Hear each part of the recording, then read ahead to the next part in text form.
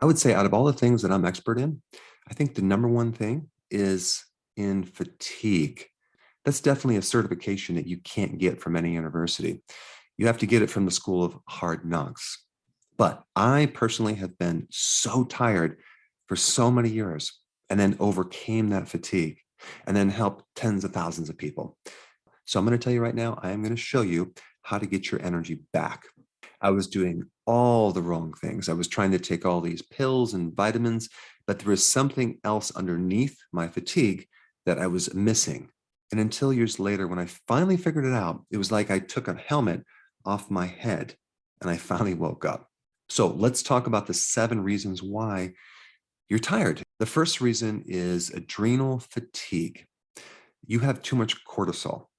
What's interesting about cortisol, it's a stress hormone that adapts your body to stress. And under stress, your body switches to running on glucose. Despite what your diet is, if you have too much stress, your body's going to basically run on glucose. This is why there's another name for cortisol, glucocorticoid. Okay, it's a glucocorticoid. It's a glucose type hormone meant for short-term energy. It's supposed to give you energy, but it ends up making you tired because it's going to mobilize a lot of glucose that's stored in your liver. And it's also going to make glucose out of protein and fat.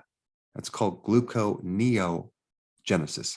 So here you are having all this glucose flowing through your bloodstream, and then your blood sugar is going to increase, and then insulin's going to come in there and push it down. So when you go through chronic stress, that's when things start to go downhill, and all that glucose will just make you thoroughly exhausted. All right, so the more stress you have, the more your body runs on sugar. Now, there's a little gland in the brain called amygdala, and it's very similar to the adrenal glands on top of the kidney, but it works on your brain. In other words, it addresses a certain type of stress in your brain. And that specific stress is a fear type stress. It's a fear response. So amygdala has everything to do with different shades of fear, whether it's a very high level fear like you're shy to a major panic attack or you're terrified, or right in the middle, you have anxiety or you have worry. All those are fear states. And so anytime you have a fear state, the amygdala is involved, and it's going to affect a lot of different biological processes like your ability to sleep, like your ability to get into a calm state. And anything that's related to fear is going to get you to avoid that fear. You probably heard of the saying, you must face your fears, right? Well, when you face your fears, they no longer are fears, because fear is about avoiding something. And as soon as you don't avoid it and you face it, you don't have it anymore. But the best remedies for an adrenal stress situation or an overactive amygdala would be to take vitamin B1, okay? Good amounts of B1 in the form of nutritional yeast. That is going to make you feel very calm. Now, some other things you can do is take ashwagandha. I have some more information on that in a link down below. But ashwagandha is an adaptogen. It increases your tolerance to stress. There's many other herbs that are adaptogens, but ashwagandha is one of the top herbs. And then we have sleep. More sleep, better control over your stress, better adrenal function. And I will get to sleep in a second. But the last thing I want to mention is physical work. That's a very great therapy for stress. Like any physical work that you can start doing, it will really help you release that stress. Now, exercise is okay, but physical work is a lot better, because physical work and also exercise helps to deplete that stress energy that tends to build up that prevents you from sleeping. All right, number 2, sleep, okay? Poor sleep will make you tired. And many times you can't sleep because you have high cortisol, because you're stressed, especially if it's between 12 midnight and 2 o'clock in the middle of the night. That is when you're supposed to have the lowest amount of cortisol. But if your adrenals are overactive, that's the time that you're most awake. And I had a problem with that for years until I figured things out. Now, one thing about sleep, there's a sleep hormone called melatonin. I recently did a very interesting video on melatonin because there's 2 types of melatonin. There is one type that's in your bloodstream and in the pineal gland But there's another type of melatonin that is in all of your cells. It's deep in the cells. It's called a subcellular melatonin. And the way that you increase that melatonin is through infrared. Did you realize that over 50% of the sun rays are infrared? So that infrared is actually increasing melatonin in all of your body's cells, which will greatly help your sleep. But another purpose of melatonin is to act as a powerful antioxidant, even more powerful than glutathione in your liver. And so melatonin is really important in countering all the stress that we experience and preventing a lot of oxidative damage and free radical damage. And so if you can get out in the sun, definitely do that for a good period of time. But if it's winter and you can't do that, you can also get infrared from a fireplace or a campfire or some candles or red light therapy. But the sensation of infrared is like the heat that you feel from the sun or from a fire or from a light, like incandescent light. I'm not talking about the artificial lights that they have now, like from your computer and your cell phone, which will all counter the infrared wavelength and deplete your melatonin. So that's probably one of the reasons why people have a hard time sleeping is they're sitting in front of the computer all day long and they can't seem to recharge the melatonin. Now, the other thing I'm going to recommend for sleep, which is a really great protocol, which I use on my body, is I take 4 of my sleep aid, okay, right before bed, about 20 minutes, and 3 of my D3 and K2. That seems to work very effectively to get into a really nice deep delta wave sleep. And it's allowed me to get like even up to 9 hours of sleep. So I will use that when I need to sleep a little bit longer. But presently, my sleep cycles are in pretty good shape.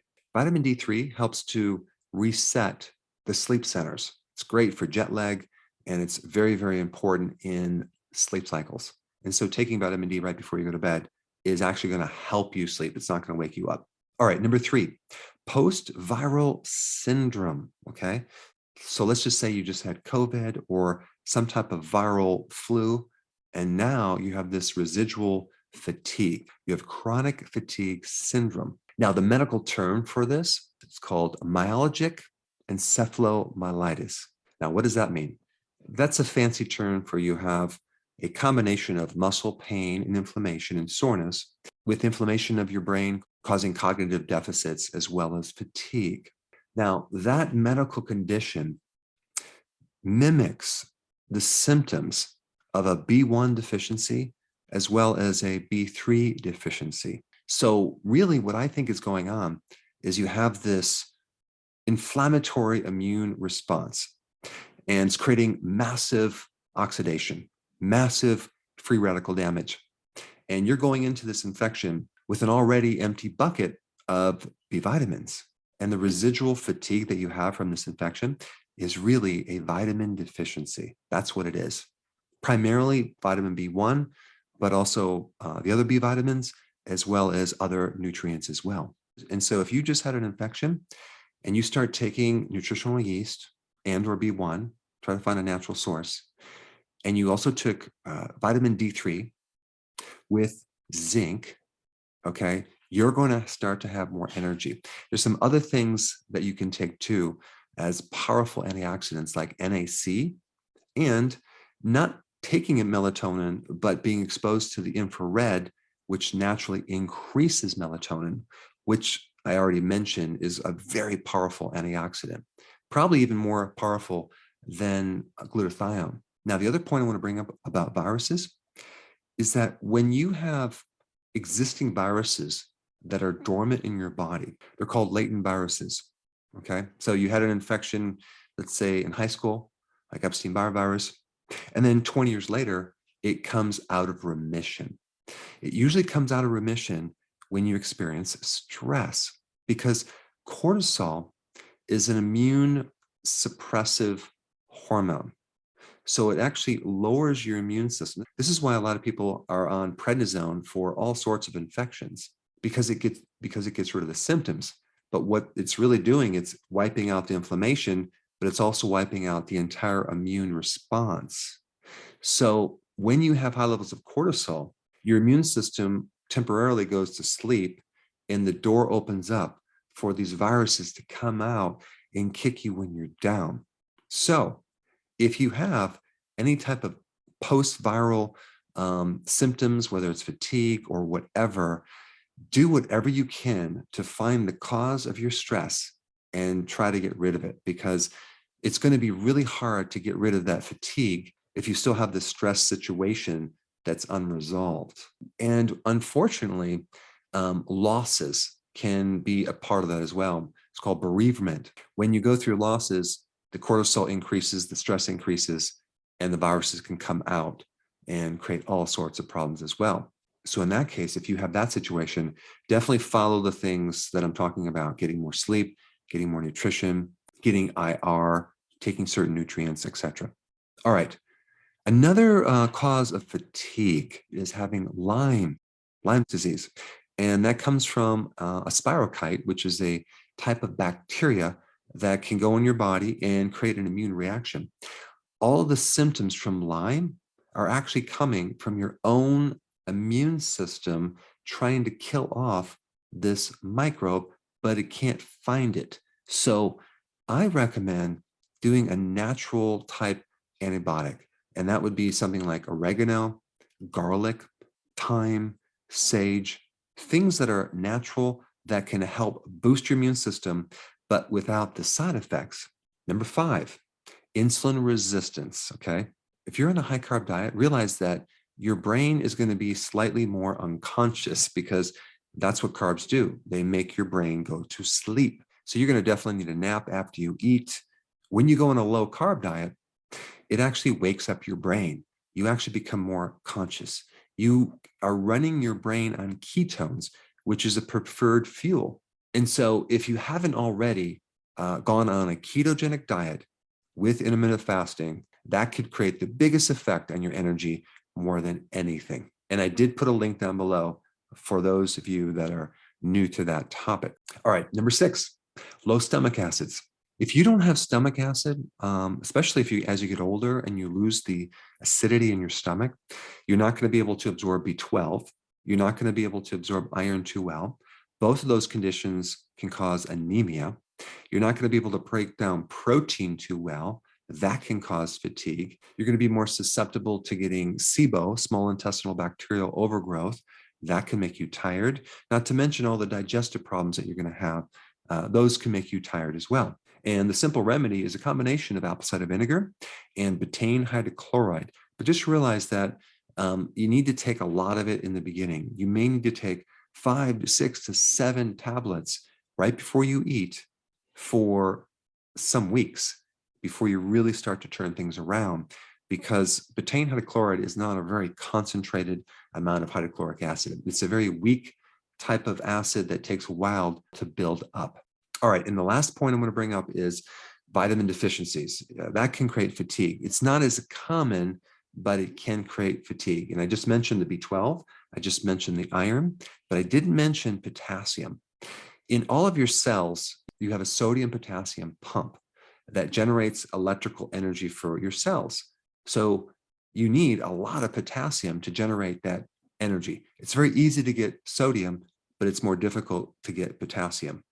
And the way you get that is through large amounts of salads. That's right. That can give you a lot of energy. So that's something, if you haven't done before, you might want to start increasing more salad to increase more potassium, as well as the next mineral, which is also involved in energy and ATP, which is magnesium. So you can get a lot of magnesium and potassium from having large salads. I notice on the days that I don't have a big salad, I'm a little more tired. Now, out of all the things you can do, the most important thing is to get your diet straightened out. I didn't know that in the past. And so I was trying to take all these vitamins and do all these different things on top of eating too many carbs.